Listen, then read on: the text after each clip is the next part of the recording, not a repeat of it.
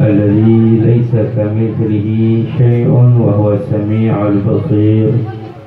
اللهم صل وسلم على سيدنا محمد نورك الساري ومدادك الجاري واجمعنا به في كل أطوار وعلى آله وصحبه النور. Amma ba'du. Segala puji dan syukur kita panjatkan kehadirat Allah Jalla Jalaluh.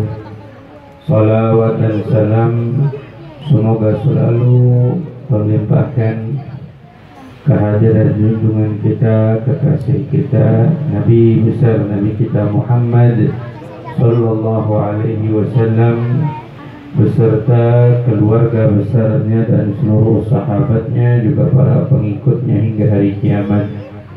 Yang kita hormati, kita muliakan para asatidzah, para sepuh, para tokoh masyarakat yang hadir bersama, wabil khusus guru kita tercinta Ustaz Bayi Mahdi.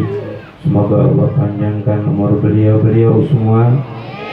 Allah Subhanahu wa taala kabulkan segala hajat-hajat beliau, dimudahkan segala urusannya.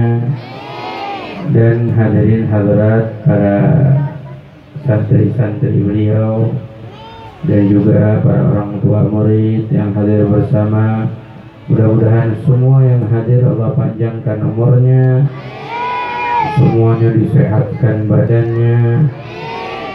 Dengan hadir pagi ini kita memperingati Isra Mi'raj Nabi. Semua doa kita, hajat kita diijabah oleh Allah Subhanahu wa taala. Amin ya rabbal alamin. Saya mau tanya sama ibu-ibu, Bu, kira-kira senang nggak lihat anaknya ngaji? Alhamdulillah senang ya Bu ya. Memang saya lihat ini hari semuanya pada senang. Saya lihat Masya Allah ibu-ibu pada girang, pada senang. Anak-anak apalagi, saking senang saya ngomong dia pada ngomong juga. Saking senangnya Bu. Ya mudah-mudahan anak-anaknya semua menjadi anak soleh-soleh, bisa menjadi anak yang membawa orang tuanya nanti masuk dalam surga, bisa menjadi anak yang membahagiakan kedua orang tuanya. Amin ya Allah ya Rabbal. Hal yang paling indah Rasulullah katakan di dalam satu hadisnya, Nabi SAW bersabda, khairukum man ta'allama al-Qur'ana wa 'allamah. Yang paling baik di antara kalian adalah orang-orang yang belajar Quran dan mengajarkan. Jadi subhanallah, belajarnya aja menjadi keadaan terbaik. Khairukum kata Nabi. Jadi di antara kalian siapa yang paling baik? Yang mau belajar Quran, yang mau belajar untuk bisa membaca Al-Quran, yang mau belajar untuk menghafal Al-Quran, ya, yang mau untuk baik dalam bacaan Qurannya. Inilah orang-orang yang terbaik yang Rasulullah SAW katakan. Begitu juga wa'allamah, yang mengajarkannya. Karena mulia di sisi Allah yang mengajarkan satu huruf, mengajarkannya dapat pahalanya. Setiap satu huruf dibaca oleh murid, gurunya dapat pahala. Soalnya kalau ada ustadz, ada ustadzah yang bimbing Al-Quran, dapat pahala. Setiap anak kita ngaji, ustadznya dapat pahala. Ya, kalau dulu dibilangnya namanya guru tulang, Bu. Guru yang mengajarkan huruf hijaiyah, alif, ba, ta. Setiap kita ngaji, baca, guru kita dapat pahalanya. Makanya menjadi orang-orang terbaik. Karena apa? Karena mengajarkan Al-Quran. Mudah-mudahan Allah angkat derajat guru-guru kita semua. Amin ya Allah ya Rabbah. Tadi saya katakan senang nggak hari ini? Alhamdulillah semua senang. Emang kita harus senang memperingati Isra Mi'rajnya Nabi kita Muhammad Sallallahu Alaihi Wasallam. Satu peringatan yang mulia, satu peringatan yang istimewa. Pokoknya hal yang terikat sama Rasulullah kita senang dah. Maulid kita senang, nanti ini Ramadan kita senang, biar insya Allah hidup kita semua tiap hari senang terus. Habis kalau mau dipikirin sumpah sendiri ntar. Apalagi ibu-ibu mikirin minyak goreng. Ya bu, murahnya kosong kagak ada, giliran mahal penuh. Itulah Indonesia. Tuh kata guru saya gitu. Ya, bukan mau ngomongin minyak goreng ini, enggak, mau ngomongin biar senang. Saya kepengen ibu pulang dari sini senang, biar insya Allah senangnya ke bawah sampai ke akhirat nanti. Amin. Kita senang kalau ngomongin Rasulullah, kita senang kalau ngomongin tentang Nabi kita Muhammad, karena memang Allah yang suruh kita senang. Qul bi fadlillahi wa bi rahmatihi fa bidzalika falyafrahu huwa khairu mimma yajma'un. Kata Allah, katakanlah dengan karunia Allah dan dengan rahmat Allah maka bersenanglah, maka berbahagialah. Apa itu karunia yang terbesar, rahmat yang terbesar, yaitu Nabi kita Muhammad Sallallahu Alaihi Wasallam. Nah, kalau kita bicara tentang Isra dan Mi'raj, Isra dan Mi'raj ini mukjizat yang Allah berikan, di antara mukjizat terbesar. Setelah Al-Quran, mukjizat terbesar di antaranya Isra Mi'raj. Banyak lagi mukjizat yang lain. Ada mukjizat Nabi membelah bulan. Nabi membelah bulan sampai para astronomi menemukan belahan bulan ada. Siapa yang membelahnya itu? Rasulullah SAW, Nabi kita Muhammad. Ada mukjizat Nabi keluar air dari tangannya. Kalau kita mau keringat tangan kita. Nabi keluar air yang ditadahkan diminum oleh 3.000 sahabat. Ini namanya mukjizat. Cuma kalau kita ngaji, mukjizat itu adalah suatu perkara yang tidak masuk dalam akal manusia, yang Allah berikan kepada para nabi setelah para nabi diutus oleh Allah. Jadi kalau Nabi belum diutus, namanya bukan mukjizat, namanya al-irhas. Beda. Kayak Nabi waktu kecil dibelah dadanya, Nabi waktu kecil jalan awan mengikutinya, Nabi SAW itu kena terik panas matahari tidak ada bayangannya. Ini disebut irhas. Sampai keledainya Halimatus Sa'diyah itu cepat jalannya, itu disebut namanya irhas, bukan mukjizat. Kalau mukjizat itu kepada para nabi, tapi setelah dapat wahyu. Kita juga bukan disebut mukjizat. Ada orang kita menemukan suatu hal yang nggak masuk akal, wah ini mukjizat. Bukan. Mukjizat itu hanya diberikan kepada para nabi. Kalau kita diberikan tapi bukan mukjizat namanya. Ada dua, kalau enggak i'anah al-karamah. I'anah ini pertolongan Allah. Terjadi suatu yang tidak masuk dalam akal kita, itu disebut i'anah, pertolongan Allah. Atau karamah. Cuma karamah ini terjadinya kepada orang-orang soleh, orang-orang yang tinggi derajatnya di sisi Allah, ahli ma'rifatullah, orang yang dekat dengan Allah, mengenal Allah. Nah, ada lagi 3. Kita ngaji 3. Kalau 3 ini buruk. Yang pertama namanya al-istidraj. Kalau istidraj ini perkara tidak masuk dalam akal manusia, terjadi kepada orang-orang yang tidak ibadah. Ada ahli maksiat tapi bisa nyembuhin orang sakit. Nah, ini namanya apa? Istidraj. Ada lagi namanya ihanah. Kalau ihanah ini terjadi pada orang-orang kafir yang tidak beriman pada Allah. Ada orang kafir bisa ngelakuin sesuatu yang tidak masuk akal, ini namanya ihanah. Ada lagi yang ketiga namanya al-kahana. Kalau al-kahana ini kahin yang terjadi tidak masuk dalam akal tapi bantuan syaitan dan jin. Kahin itu kalau bahasa kitanya dukun. Nah, itu juga perkara tidak masuk dalam akal. Tapi 3 tadi tidak baik.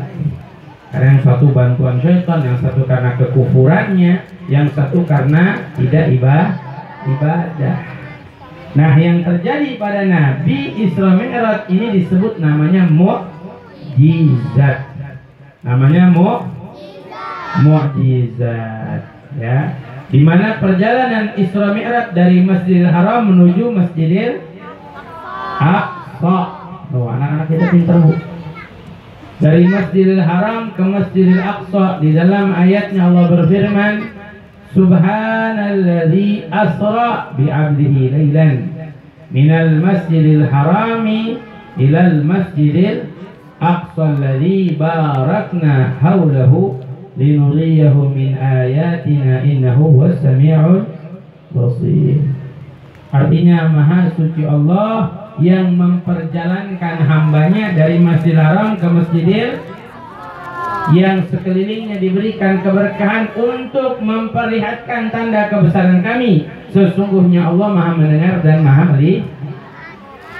Allah mulai dengan kalimat tasbih subhan, Maha Suci Allah. Artinya apa? Sucikan yang ada dalam pikiran kita. Karena kalau kita berbicara Isra dan Mi'raj ini tidak mampu bicara dengan akal. Kan tadi saya sebut perkara yang tidak masuk dalam akal, namanya mukjizat. Berarti bicaranya dengan apa? Dengan iman. Kita kalau mau ngomongin Isra Mi'raj berarti ngomongin perkara iman. Yang menang itu yang kuat imannya. Karena sahabat saja diuji, tapi yang menang mereka yang kuat. Seperti Sayyidina Abu Bakar, sahabat Nabi, ketika dikabarkan oleh orang-orang kafir Quraisy, nih sahabat kamu Muhammad, beliau berangkat Isra dari Masjidil Haram ke Masjidil Aqsa, semalaman sudah kembali lagi. Kata orang kafir, ini tidak mungkin, kamu percaya tidak? Dijawab oleh Sayyidina Abu Bakar, benar Nabi Muhammad mengatakan itu? Iya benar. Kata Sayyidina Abu Bakar, kalau benar Nabi Muhammad yang mengatakan itu, lebih jauh lagi saya percaya. Bukan cuma ke Masjidil Aqsa, lebih jauh lagi saya percaya. Karena apa? Imannya Sayyidina Abu Bakar Siddiq kuat pada Nabi. Imannya Sayyidina Abu Bakar Siddiq kuat pada Rasulullah. Makanya dijuluki Sayyidina Abu Bakar As-Siddiq. As-Siddiq itu artinya yang percaya tanpa keraguan. Siapa yang menang? Yang imannya kuat. Makanya pesan saya hari ini, insya Allah Pak Bu, Bapak Ibu, anak-anak pada ngaji ini, insya Allah imannya biar pada kuat. Karena kita hidup di zaman yang luar biasa. Iman kita diuji, iman kita dites melulu. Bahkan ya mohon maaf saya sebutkan ya, keadaan kita sekarang nih dengan fitnah-fitnah yang beredar. Nanti suatu saat kita akan ngerasain yang namanya hidayah, ajaran, petunjuk itu sulit nyampe ke setiap orang. Sekarang azan aja disuruh dikecilin, sulit nyampe. Nanti bagaimana orang-orang menjadi orang yang baik? Itu nanti akan bermulai dari diri sendiri. Kalau memang orangnya hatinya baik, nanti itu bermulai. Karena apa? Sulit menyampaikan kepada mereka, ngajak mereka kebaikan pun sulit karena banyak halangannya. Tapi mudah-mudahan insya Allah kita yang hadir dikuatkan iman kita. Anak-anak kita semua dikuatkan imannya. Amin ya Rabbal. Nah, di dalam peristiwa Isra dan Mi'raj, Allah memberikan satu amanah perintah, yaitu perintah sholat 5 waktu. Ini bukan sekedar oleh-oleh, ini bukan sekedar hadiah, tapi amanah yang Allah Subhanahu wa Ta'ala berikan, yang harus kita pegang sungguh-sungguh, dan itu modal utama kita. Kita mau selamat dunia akhirat, sholat jangan ditinggal. Kita mau nanti di hari kiamat kita selamat, sholat kita jangan ditinggal selama kita hidup. Sampai Nabi bersabda, awwalu ma yuhasibu bihil abad yaumal qiyamah sholat. Nanti hari kiamat yang pertama kali ditanyain kita sholat kita dulu. Kalau sholatnya baik, bagus, insya Allah amal yang lainnya baik, bagus. Tapi kalau sholatnya nggak baik, yang lain juga nggak baik. Makanya nih pesan saya buat santri-santri apa namanya? Nurul Quran ya, syariah. Ya, saya pesan jangan tinggalin sholat 5 waktu. Bu, saya kemarin ketemu satu orang. Ini kemarin sore ada ibu-ibu sukses kaya. Dia cuma bilang apa? Saya Bib, kunci saya sukses cuma satu. Saya nggak ninggalin sholat 5 waktu. Saya nggak ninggalin sholat 5 waktu. Biar saya sibuk, kerjaan saya banyak. Saya nggak pernah ninggalin sholat 5 waktu. Dan itulah nyatanya keberkahan. Dulu saya jadi pekerja, sekarang saya punya banyak pekerjaan. Makanya kunci kesuksesan adalah kita jaga sholat 5 waktu kita. Ini hadiah dari Allah. Padahal dulunya Allah mau perintahkan 50 waktu. Sebelum 5 waktu, 50 waktu. Coba kita bayangin, 5 waktu aja banyak yang pada malas, apalagi 50. Baru adzan, sholat, adzan lagi. Baru sholat selesai, adzan lagi. Nggak kerja-kerja kita, nggak nyari duit kita bahasanya. Ya, alhamdulillah Allah kasih ringan. Sholat 5 waktu, tapi pahalanya Allah berikan seperti 50 waktu. Makanya saya pesan, jangan ditinggal. Insyaallah mau sholat 5 waktu? Berani ninggalin sholat 5 waktu? Jangan sampai kita ninggalin sholat 5 waktu. Sampai disebutkan dalam hadis, orang yang meninggalkan 1 kali saja sholat 5 waktu, ditulis namanya di pintu neraka. Orang yang ninggalin sholat 1 kali 5 waktu tuh, ditulis namanya di pintu neraka. Makanya jangan sampai ada nama kita di pintu neraka. Dengan apa? Ayo kita jaga sholat 5 waktu insya Allah nih, mumpung ada bentabok. Namanya apa? Bentabok. Siapa yang mainin bentabok tadi? Coba saya lihat, pegang dong hadronya, biar ganteng dikit gitu. Bajunya keren tuh ya, hijau toska. Masya Allah, tuh lihat. Ayo dong, pegang dong. Dah, pegang aja. Bu, mau nggak saya baca qasidah, Bu? Mau nggak baca qasidah? Tapi ikutin ya. Handphonenya taruh dulu, jangan main handphone. Nah, kita baca qasidah ya. Salatullah salamullah ala taha rasul.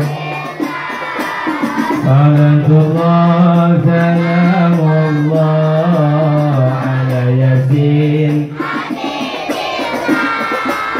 Salatullah ala taha